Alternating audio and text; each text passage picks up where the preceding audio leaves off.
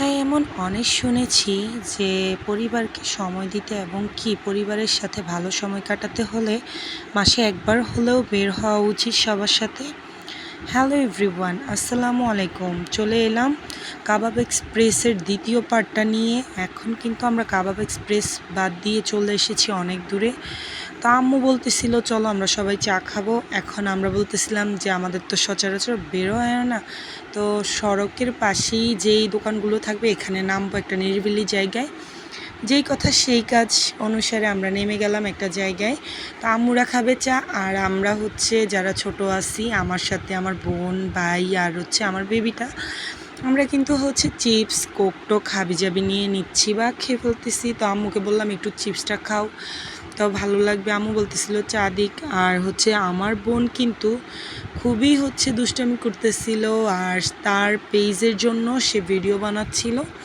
দেখতেই পাচ্ছ সায়ান বেবি খুব সুন্দরভাবে আমাদের সাথে দাঁড়িয়ে আছে। এরপর কিন্তু আমরা আবার রওনা হলাম, কারণ আমরা গিয়েছিলাম কাবাব এক্সপ্রেসে কুমিল্লা শহর থেকে। এখন কিন্তু আমরা চলে যাব খ্যাপসা খেতে। তো এখন কিন্তু দেখতেই পাচ্ছ ইন্ডিয়ার বর্ডারের লাইটিংগুলো জ্বলতেছিল, তো তোমাদের সাথেও একটু শেয়ার করলাম, আমরাও দেখলাম। আর দেখতেই পাচ্ছ আমরা চলে এসেছি হোটেল নূরের অপর পাশেই কিন্তু Arabian kabsa and boast house.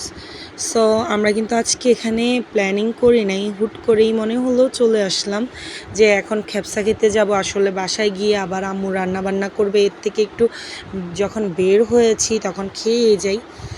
এরপর বাবা কিন্তু এখানে সচরাচর সবসময়ই আসে বাবার বন্ধুবান্ধব নিয়ে। সো আমাদের তো কখনো আসা হয় নাই, আমাদের এই প্রথম।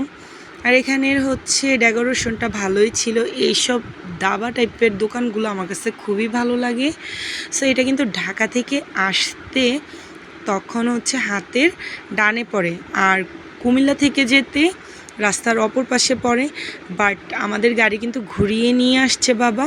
এরপর সায়ান বেবি বসবে না, সায়ান বেবি জুতা লেগে চেয়ারটা একটু ময়লা হয়ে গিয়েছিল, বালু হয়ে গিয়েছিল, এই জন্য আমি একটু মুছে নিলাম। আর সায়ান বেবি তো আমার কাছে বসবে না, সে খালি বাবার কাছে যাবে। ও চিলাইতেছিল। এরপর আমি কোনো হদিশ মদিশ না পেয়ে আমি ভাবতেছিলাম ওকে একটু আদর করি, ও যদি থামে। নাও থামবে না, ও ঘুরতে আসলে বসবে না একটা বিন্দু কোথাও। সো এরপর কিন্তু দেখতেই পাচ্ছ আমি বসে আছি এবং আমি আম্মুদেরকে ডাকতেছিলাম।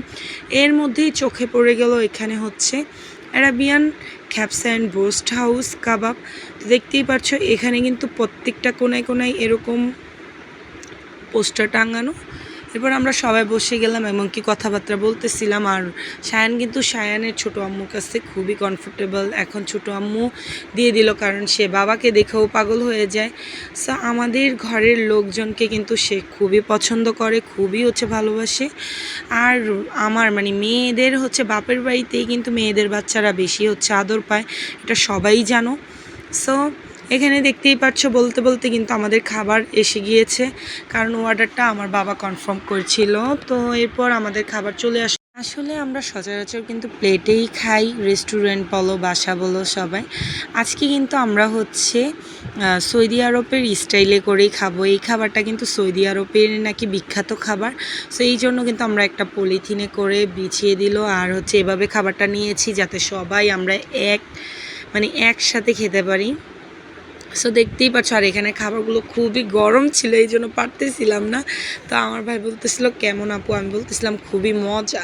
আর এটার ঘ্রাণ শুনলেই পেট ভরে যাওয়ার মতো এমন একটা সিচুয়েশন। আমরা কিন্তু আরও যে খ্যাপসার রাইসটা আরও নিয়েছি।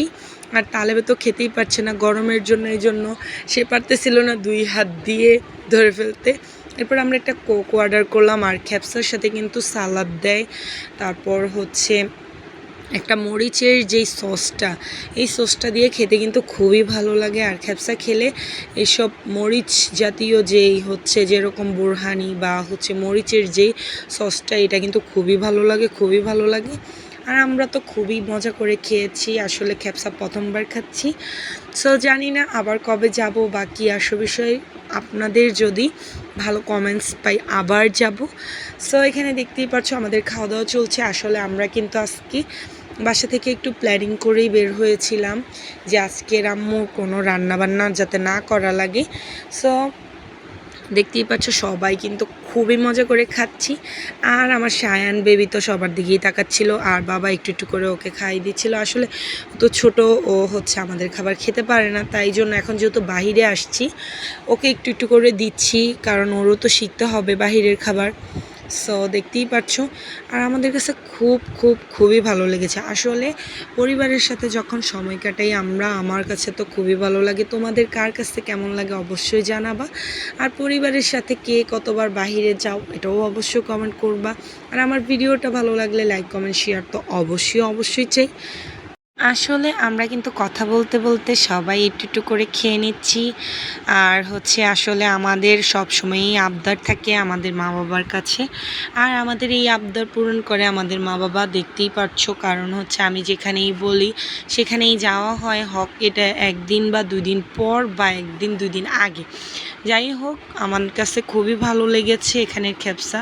আর এটা কিন্তু হচ্ছে ক্যান্টনমেন্ট পাড়ি দিলেই নূর হোটেলের অপর পাশেই খেপসা। এখানে কিন্তু অনেকেই আছে, রাতে কিন্তু সবাই খেপসা খেতে চলে আসে। এর মধ্যেই তোমরা খেয়াল করছো কি না জানি না, আমার বেবি সায়ান মাশাল্লাহ ও কিন্তু আমাদের সবাই খাবার দেখে ও একটু একটু করে নিয়ে খাচ্ছিল, আর ও দেখতেছিল, ভিডিও করতেছিলাম, ও আমাকে ডাকতেছিল মা মা বলে, দেখতেই পারছো। আর ও যখন ভিডিও করি ও কিন্তু দুষ্টামি করা বন্ধ করে দেয়। আর দেখো, যখনই বলছি যে সায়ান বেবি, তো তখনই কিন্তু ও আরও নিচ্ছিল আর দুষ্টামি করতেছে। ও পারতেছিল না এটার উপরে উঠে বসে যেতে।